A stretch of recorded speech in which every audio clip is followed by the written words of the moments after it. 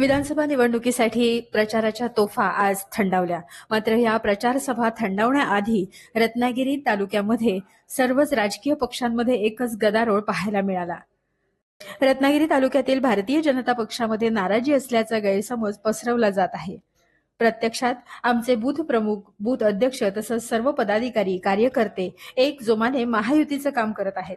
कोणीही नाराज नाही असे स्पष्टीकरण आज भाजपाचे शहराध्यक्ष राजन फाळके यांनी केले. मध्ये आमचे बूथ अध्यक्ष, बूथ प्रमुख काही कारणास्तव नाराज असल्याची बातमी पसरत आहे.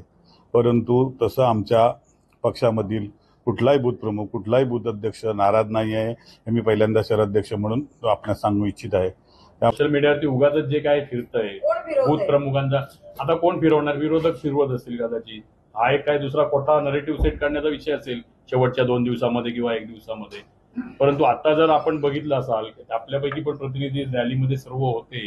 रत्नागिरी शहराची ही संपूर्णपणे रॅली होती आणि त्याच्यामध्ये सर्व माजी नगरसेवक, शहर अध्यक्ष, सरचिटणीस, आम्ही विधानसभा समन्वयक, जिल्ह्याचे पदाधिकारी आहेत, हे सर्व त्या रॅलीमध्ये सहभागी झाले होते. आणि रॅली संपल्यानंतर ती वेळ संपल्यामुळे रॅली पूर्ण याच्यापर्यंत जाऊ शकली नाही. परंतु राम मंदिरामध्ये आम्ही सर्व भाजपच्या रत्नागिरी शहरातील कार्यकर्त्यांनी, आता ग्रामीण भागातल्या कार्यकर्त्यांना किंवा पदाधिकाऱ्यांना शहराची रॅली होती म्हणून त्यात आमंत्रित केलेलं नव्हतं. परंतु शहरातल्या सर्व पदाधिकारी, त्यात महिला अध्यक्ष होत्या, शहर अध्यक्ष होते, इतर सर्व आम्ही बूथ प्रमुखांनी होतो. या सर्वांनी सामंत साहेबांना 20 तारखेच्या विजयासाठी, मतदानासाठी आम्ही बुके देऊन शुभेच्छा पण दिल्या.